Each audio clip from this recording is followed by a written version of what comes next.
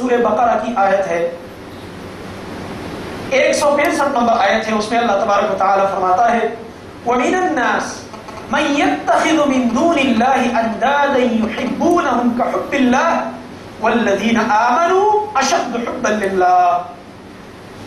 اللہ تبارک و تعالی فرماتے ہیں لوگوں میں سے بعض ایسے بھی ہیں جو اللہ کے سوا دوسروں کے ساتھ بہت زیادہ محبت کرتے ہیں، اللہ کی طرح محبت ان سے کرتے ہیں، غیر اللہ سے، اللہ کے بغیر، اللہ کے سوا جو انہوں نے معبود بنا لیے ہیں ان سے محبت کرتے ہیں، اللہ کی طرح محبت کرتے ہیں، ان کی بات ایسے مانتے ہیں جیسے اللہ کی مانی جاتی ہے۔ اور بعض لوگ محبت میں اتنے آگے جاتے ہیں، اللہ تبارک و تعالیٰ کا جو مقام ہے محبت کا وہ ہے اللہ کی عبادت کرنا۔ اللہ رب العالمین کی محبت کا مقام کیا ہے؟ عبادت اس کی کرنا، صرف اللہ تبارک و تعالیٰ کی عبادت، اس میں کسی کو بھی شریک نہیں کرنا، نہ اس کی ذات میں اور نہ اللہ رب العالمین کی صفات میں کسی کو شریک کرنا۔ یہ ہے اللہ رب العالمین سے محبت۔ اگر ہم اس مقام پر کسی اور کو لے جائیں، کسی اور کو یہ مقام دے دیں تو اس سے شرک بنتا ہے میرے بھائی۔ آپ قرآن دیکھیں، یہ جو نصارہ ہیں عیسائی، یہ کیوں کافر اور مشرک بن گئے؟ یہی وجہ تھی کہ انہوں نے عیسیٰ علیہ السلام کی محبت میں اتنا غلو کیا، اتنا آگے بڑھے، اتنا افراط سے کام لیا کہ اسے اللہ کے مقام پر پہنچا دیا۔ ہر ایک کے ساتھ محبت کا اپنا مقام ہے، اپنا اپنا دائرہ ہے محبت کا۔ اللہ سے بھی محبت فرض ہے، انبیاء کرام علیہ السلام سے بھی محبت فرض ہے، صحابہ کرام رضی اللہ عنہم سے بھی محبت فرض ہے، اور اسی طرح اولیاء صالحین سے بھی محبت فرض ہے، اور والدین سے بھی محبت فرض ہے، اپنے بیوی بچوں سے بھی محبت کرنا شریعت نے اس کا حکم دیا ہے، عام مسلمان بھائیوں سے محبت کرنا اس کا بھی شریعت نے حکم دیا ہے، مگر ہر ایک کی محبت کا اپنا اپنا دائرہ ہے۔ اب دیکھ لیں ہمارے انسانوں کے درمیان آپ دیکھ لیں، ایک آدمی جو محبت وہ اپنی بیوی سے کرتا ہے، جتنی آزادی اس کے ساتھ ہوتی ہے، کیا وہ ایسا محبت اپنی ماں سے کر سکتا ہے؟ وہ ایسی آزادی اپنی ماں سے یا اپنی بہن سے کر سکتا ہے؟ نہیں کر سکتا۔ اپنا اپنا دائرہ ہے، اللہ کی محبت کا اپنا دائرہ ہے، اللہ کے نبی صلی اللہ علیہ وسلم کی محبت کا اپنا دائرہ ہے، اللہ رب العالمین کی محبت کا جو دائرہ ہے وہ ہے عبادت، اللہ کی بندگی کرنا، اللہ کی عبادت کرنا، اللہ کو وہ جو ہے عالم الغیب ماننا ہے، جو چیزیں چھپی ہوئی ہیں جو ظاہر ہیں وہ سب کو اللہ تبارک و تعالیٰ جانتا ہے۔ مشکل کشا وہ ہے، مشکلات میں اس کو آواز دینی ہے، ہر مشکل میں اس کو آواز دینی ہے۔ صحابہ کرام کو نبی کریم صلی اللہ علیہ وسلم نے یہی عقیدہ سکھایا تھا کہ جب مدد مانگی اذا استعنت فاستعن باللہ، عبداللہ بن عباس رضی اللہ عنہ سے فرمایا تھا کہ جب تو مدد مانگے تو اللہ سے مانگ، مدد اللہ سے مانگا کرو، غیر اللہ سے مدد مت مانگا کرو۔ اور اسی طرح میرے بھائیوں سجدہ کرنا، رکوع کرنا اور اللہ رب العالمین کے نام پر نظر نیاز کرنا، یہ سب اللہ رب العالمین کا حق ہے۔ اگر یہ عبادتیں کسی اور کے لیے کی جائے تو پھر یہ شرک بنتا ہے میرے بھائی۔ تو اللہ کی عبادت یہ ہے اللہ کی محبت کا مقام، اور نبی کریم صلی اللہ علیہ وسلم کی محبت کا تقاضا کیا ہے؟ نبی کریم صلی اللہ علیہ وسلم کی سنتوں کی تابعداری، اتباع کرنا، جو سنتیں ہمیں مل جائیں۔ نبی کریم صلی اللہ علیہ وسلم نے نماز کیسی پڑھی ہے، حج کیسا ادا کیا ہے، اور زکوٰۃ کے متعلق کیا فرمایا ہے، رمضان میں کیا معمول تھا، رمضان کے متعلق کیا آداب فرمائی ہے نبی کریم صلی اللہ علیہ وسلم نے، اور کیا کیا پابندیاں ہم پر لگائی ہیں، اس کی تابعداری کی جائے۔ اور اسی طرح تجارت میں نبی کریم صلی اللہ علیہ وسلم کے کیا کیا احکامات ہیں، سفر اور حضر کے متعلق کیا کیا احکامات ہیں، اور اسی طرح نکاح کے موقع پر نبی کریم صلی اللہ علیہ وسلم نے کیا ہدایت فرمائی ہے، اور اگر کوئی فوت ہو جائے تو جنازے کے متعلق نبی کریم صلی اللہ علیہ وسلم نے کیا کیا ہدایت فرمائی ہے، کیا طریقہ اختیار کیا ہے، جنازہ کس طرح پڑھا ہے، دفن کس طرح کیا ہے، اور کیا کیا طریقہ اختیار کیا ہے، یہ سب کچھ دیکھ کر اور اس کے طریقے پر عمل کرنا، یہ ہے نبی کریم صلی اللہ علیہ وسلم سے محبت کا مقام۔ یہ ہے اصل محبت نبی کریم صلی اللہ علیہ وسلم سے۔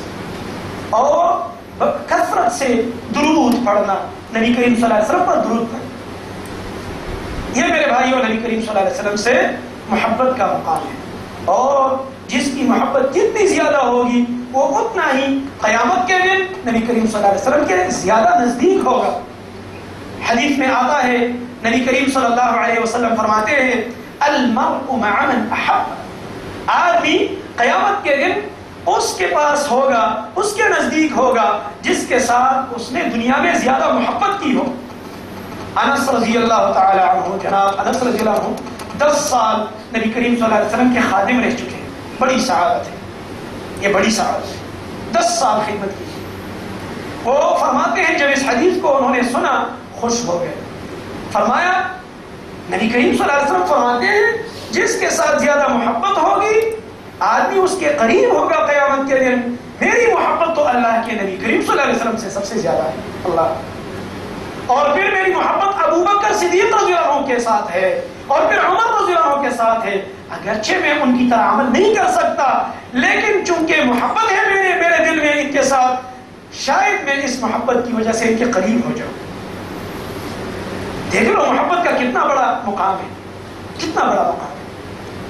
اللہ کی محبت، اللہ کے نبی صلی اللہ علیہ وسلم کی محبت، اور نبی کریم صلی اللہ علیہ وسلم کو تمام زندگی کا امام بنانا، زندگی کے تمام مراحل میں، تمام شعبوں میں نبی کریم صلی اللہ علیہ وسلم کو اپنا امام بنانا۔ جس طرح میں نے مثال دی ہے، ہر ایک موقع پر ہم دیکھیں گے کہ اس موقع پر میرے نبی صلی اللہ علیہ وسلم کے کیا کیا فرمودات ہیں، انہوں نے کیا فرمایا ہے، کیسا عمل کیا ہے، ہم اسی کے طریقے سے چلیں گے۔ یہ ایک وہ جو ہم کہتے ہیں نا، یہ ہمارے آئیڈیل ہے، آئیڈیل۔ ہمارے بعض لوگ کہتے ہیں فلاں میرا آئیڈیل ہے، فلاں میرا آئیڈیل ہے۔ ہمارے آئیڈیل جناب محمد مصطفیٰ صلی اللہ علیہ وسلم۔ اللہ تبارک و تعالیٰ نے قرآن مجید میں فرمایا ہے سورہ احزاب میں، لَقَدْ كَانَ لَكُمْ فِي رَسُولِ اللَّهِ أُسْوَةٌ حَسَنَةٌ لِمَنْ كَانَ يَرْجُو اللَّهَ وَالْيَوْمَ الْآخِرَ وَذَكَرَ اللَّهَ كَثِيرًا۔ بے شک تمہارے لیے، لَقَدْ كَانَ لَكُمْ، تمہارے لیے، فی رسول اللہ، رسول اللہ صلی اللہ علیہ وسلم میں اسوۃ حسنہ، اتباع کا ایک خوبصورت نمونہ ہے۔ نمونے کو دیکھتے ہو تو نبی کریم صلی اللہ علیہ وسلم کی طرف دیکھو، یہ ایک نمونہ ہے، آئیڈیل ہے ہمارے لیے کہ اپنے نبی صلی اللہ علیہ وسلم کی طرح ہم طرز عمل اختیار کریں۔ نبی کریم صلی اللہ علیہ وسلم کا لباس کیسا تھا، نبی کریم صلی اللہ علیہ وسلم نے شادی اور غم کے موقع پر کیا کیا ارشادات فرمائی ہیں، نبی کریم صلی اللہ علیہ وسلم کا اپنے بیویوں سے کیا معاملہ تھا، کیسے اخلاق کا برتاؤ کیا تھا، نبی کریم صلی اللہ علیہ وسلم نے ہمسایوں سے کیسا سلوک کیا تھا، نبی کریم صلی اللہ علیہ وسلم کا جو مہمان آتا تھا اس سے برتاؤ کیسا تھا، کس طریقے سے وہ ملتا تھا، نبی کریم صلی اللہ علیہ وسلم کی عبادات کا طریقہ کیسا تھا۔ حج کے موقع پر فرمایا نبی کریم صلی اللہ علیہ وسلم نے، خذوا عنی مناسککم، مجھے دیکھ کر حج کا طریقہ سیکھ لو، شاید آئندہ سال میں زندہ نہ رہوں، اچھی طرح مجھے دیکھ کر حج کے احکام سیکھ لو۔ صحابہ کرام نے سیکھ لیے بہت اچھے طریقے سے، بہت خوبصورت انداز سے۔ بخاری میں ایک حدیث آتی ہے، بہت لمبی حدیث ہے اور بہت مشکل بھی ہے، جب شیخ الحدیث صاحب اسے پڑھاتے ہیں تو طلباء اسے بمشکل سمجھ جاتے ہیں، بہت مشکل سے سمجھ جاتے ہیں۔ ایک صحابی نبی کریم صلی اللہ علیہ وسلم کے سفر حج کے متعلق فرماتے ہیں، یہاں سے شروع کیا، یہاں پڑاؤ ڈالا، یہاں یہ کیا، یہاں یہ کیا، یہاں یہ کیا، حتیٰ کہ حج کو وہ جو ہے انتہا تک پہنچ جاتا ہے، احکام حج انتہا کو پہنچ جاتے ہیں۔ اتنے تفصیل سے بیان کیا ہے صحابہ کرام نے، اتنے تفصیل سے حج کے احکام بیان فرمائے۔ زکوٰۃ کے احکام دیکھ لیں آپ، اور روزے کے احکام دیکھ لیں، اسی طرح نماز کے احکام دیکھ لیں۔ نبی کریم صلی اللہ علیہ وسلم فرماتے ہیں، صلو کما رأیتمونی اصلی، اسی طرح نماز پڑھو گے جس طرح مجھے دیکھ کر تم نے نماز سیکھی ہے، جس طرح مجھے دیکھ کر میں پڑھتا ہوں اسی طرح تم نماز پڑھو گے۔ یہ نہیں کہ میں نے دادا سے سیکھی ہے، میرے دادی سے سیکھی ہے، میرے فلاں سے سیکھی ہے، نہیں، نبی کریم صلی اللہ علیہ وسلم سے اور آپ کی احادیث سے نماز سیکھ کر اسی طرح پڑھیں۔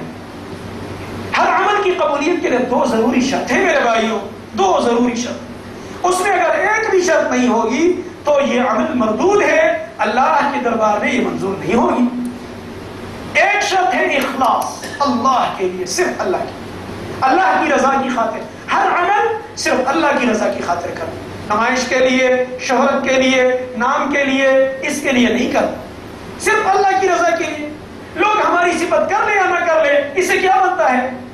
ایک آیا نبی کریم صلی اللہ علیہ وسلم کے پاس اقرع ابن حابس، اس نے کہا نبی کریم صلی اللہ علیہ وسلم سے ان حمدی لذین وان ذمی لشین، میں جس کی صفت بیان کر لوں وہ خوبصورت بن جاتا ہے، اور میں جس کی مذمت کروں، برائی بیان کروں، وہ یعنی برا بن جاتا ہے، اس کی حالت خراب ہو جاتی ہے.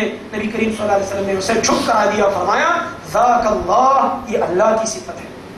تمہاری زبان سے کوئی اچھا یا برا نہیں بن سکتا، چاہے تم کسی کی برائی بیان کرو یا کسی کی صفت کرو، یہ اللہ کا کام ہے. کسی کو ذلت دینا، کسی کو عزت دینا، یہ اللہ کی صفت ہے. لوگوں کی زبانوں سے کچھ بھی نہیں ہوتا. لوگوں کے لیے عمل نہیں کرنا چاہیے، اللہ کی رضا کے لیے. ہر عمل، ہر عبادت صرف اللہ کی رضا کے لیے. پہلی شرط یہ ہے عمل کی قبولیت کے لیے اگر اخلاص نہیں ہوگی، ریا اور لوگوں کو دکھاوا، تو یہ بھی چھوٹا شرک حدیث میں آتا ہے، یہ عمل اللہ تعالیٰ قبول نہیں فرماتا. اور دوسری شرط وہ ہے اتباع النبی صلی اللہ علیہ وسلم، نبی کریم صلی اللہ علیہ وسلم کی اتباع، نبی کریم صلی اللہ علیہ وسلم کی اطاعت. اگر آدمی ایک عمل میں مخلص بھی ہے، صرف اللہ کے لیے کرتا ہے، دکھاوے کے لیے نہیں کرتا، اور نہ وہ نمائش کے لیے کرتا ہے، نہ شہرت کے لیے کرتا ہے، مگر اس کا طریقہ رسول اللہ صلی اللہ علیہ وسلم کے طریقے سے خلاف ہے، پھر بھی وہ قبول نہیں ہو سکتا، وہ مقبول نہیں ہو سکتا. تب وہ عمل قبول ہوگا جب اس میں طریقہ ہوگا رسول اللہ صلی اللہ علیہ وسلم کا، نبی کریم صلی اللہ علیہ وسلم کی سنت اس کے نقشے کے مطابق ہوگا تو تب عمل منظور ہے، ورنہ نامنظور اور مردود ہے. وہ عمل اللہ کے نزدیک کوئی اہمیت، کوئی حیثیت نہیں رکھتا. تو ہر عمل میں یہ دو باتیں ضروری ہیں، اخلاص اور سنت کی تابعداری. اسی لیے نبی کریم صلی اللہ علیہ وسلم نے فرمایا تھا، میں نے اس لیے یہ بات بیان کی کہ سنت کے مطابق ہمیں نماز سیکھنی چاہیے. نبی کریم صلی اللہ علیہ وسلم نے فرمایا تھا صلوا کما رأیتمونی اصلی، میری طرح نماز پڑھیں. نماز کا طریقہ اگر آپ بخاری کھول کر دیکھیں الحمدللہ تو ماشاءاللہ بڑی سہولیات آئی ہے. اللہ رب العالمین ہمارے علماء، ہمارے شیوخ، ان کی زندگیوں میں اور جو فوت ہو چکے ہیں ان کی قبروں میں وہ برکتیں عطا فرمائے اور نور عطا فرمائے. بڑی خدمت کی ہے الحمدللہ ہماری اپنی مادری زبانوں میں. انہوں نے احادیث کے ترجمے کیے ہیں، قرآن کی تفسیریں آئی ہیں، ہر زبان میں الحمدللہ ملتے ہیں، ہر زبان. یہ اس لیے جتنا ہم یہ دین کے معاملے میں سست ہوتے جاتے ہیں، ہماری مصروفیات بڑھتی جاتی ہیں، اتنا ہی اللہ تعالیٰ ہمارے ساتھ دین کے بارے میں آسانی کا معاملہ فرماتا ہے. اتنی سہولیات آ گئی ہیں. دیکھ رہے ہیں آپ بخاری کا ترجمہ اردو میں ملتا ہے، اور اسی طرح ہندی زبان میں ملتا ہے، اور اسی طرح ہر ایک زبان میں مل سکتا ہے، پشتو میں ملتا ہے. کوئی بھی زبان یعنی دنیا کی جو بڑی بڑی زبانیں ہیں اس میں قرآن کریم کا ترجمہ، احادیث کا ترجمہ وہ مل سکتا ہے. آپ بخاری دیکھیں، صحیح مسلم دیکھیں، اور اسی طرح سنن ترمذی دیکھیں، اور اسی طرح اور نسائی، ابو داؤد، ابن ماجہ، مسند احمد، دیگر احادیث، مشکات اور ریاض الصالحین، بلوغ المرام، جتنی بھی احادیث کی کتابیں ہیں الحمدللہ اس کے ترجمے آ گئے ہیں. خود ہی آپ دیکھ کے کھول